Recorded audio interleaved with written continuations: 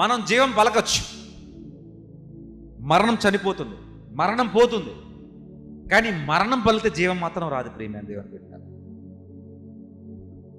నువ్వు ఎందుకురా ఇంక నువ్వు అది సావరన్న సావరాదరా, ఎందుకురా చెడపుట్టేవరన్నారు. నేనేం పలికాను ఇప్పుడు? మరణం పలికాను. మరి నా నాలుగుకి మరణం పలికే శక్తి ఉందా? ఉందా? ఉంది, ఉంది. ఇది నమ్మండి. నీ నాలుగుకి జీవం పలికే శక్తి ఉందని మీరు నమ్మితే మరణం పలికే శక్తి కూడా మీకు ఉంది. అది గుర్తుపెట్టుకోండి. Anything that can be created can be destroyed. నువ్వు దేన్ని తయారు చేయగలుగుతున్నావో దాన్ని నువ్వు నాశనం చేయొచ్చు. ఏదైనా తయారు చేయండి. మీరు మీ మైండ్ అంతా ఉపయోగించి ఏదో ఒకటి తయారు చేయండి. తయారు చేసిన దాన్ని పాడు చేసే శక్తి కూడా మనకే ఉంటుంది. మనం జీవం పలికామంటే మరణం పలికే శక్తి కూడా మనలో ఉంది.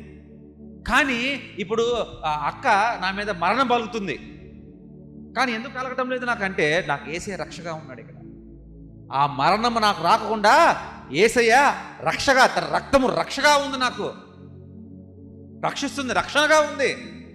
అందుకే జరగటంలా అనేక మందికి ఎందుకే వేస్ట్ దేని పని అన్నామంటే అది మనలోకి ఎందుకు ఫలించట్లేదంటే యేసయ్య తన రక్తం మనల్ని కాపాడుతూ ఉంది.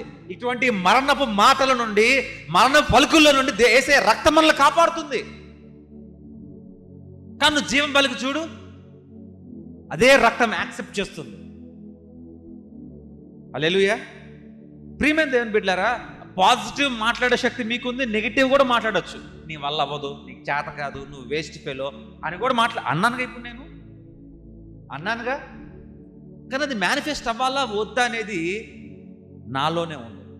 ఇప్పుడు ఫర్ ఎగ్జాంపుల్ అక్కడ తిట్టింది, ఆ తిట్లు నాలో ఫలించాలా వద్దా అనేది నాలో ఉంది. నాకు ఆ తిట్లు ఫలించవు, ఎందుకంటే యేసయ్య రక్తం నన్ను కాపాడుతుంది అని నేను నమ్మాలా పాజిటివ్ మైండ్ సెట్తో. అప్పుడు జరగదు. అది అన్నావా, నాలుగు మీద మచ్చుందా, ఇక అంతే నాకు జరిగిద్ది అనుకుంటే ఖచ్చితంగా జరిగింది. అది నాలో బలహీనత, ఆమెలో శక్తి కాదు.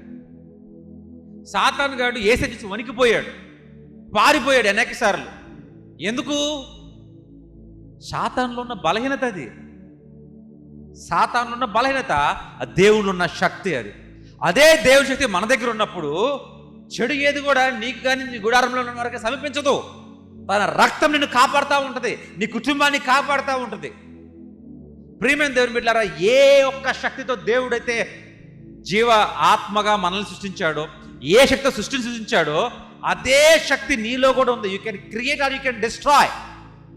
ఆ శక్తి నీలో ఉంది, అది నువ్వు నమ్మాలి.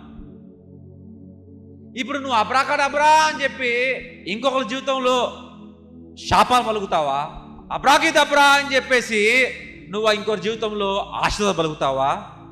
అది నీలోనే ఉంది. ప్రియమైన దేవుని బిడ్డలారా, రెండు ఉన్నాయి. నువ్వు ఆశీర్వాదాలు పలకచ్చు, శాపాలు పలకచ్చు.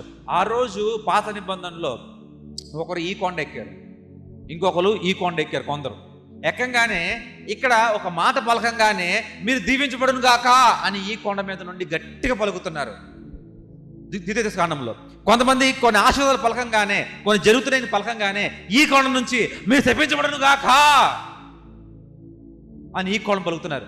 అంటే ఈ కొండ పలికేవారేమో ఆశీర్వాదాలు పలుకుతున్నారు, ఈ కొండ పలికేవారేమో శాప పలుకుతున్నారు. రెండు ఫలించే. ఆ రోజు యేసయ్య సిలువేసేటప్పుడు ఈ పాపము వారి మీద వద్దంట కదా, మా మీదకి మా బిడ్డల మీదకి రాని అని అరిశారు.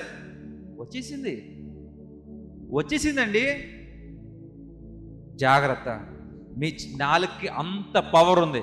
నెగిటివ్లు అస్సలు మాట్లాడద్దు, వ్యతిరేక మాటలు అస్సలు. నాకు అవ్వదు, నా వల్ల అవ్వదు, నాకు కుదరదు, నేను చేయలేను, నా బతికింతే, నేను అంతే, నేను ఇంతే, ఆమె చదువుకుంది నేను చదువుకోలేదు, ఆమె ఉద్యోగం చేస్తుంది ఉద్యోగం చేయట్లేదు, ఆ మధ్య ఉంది ఇట్లున్నా, ఇట్టుంది అట్టున్నా మాట్లాడకండి.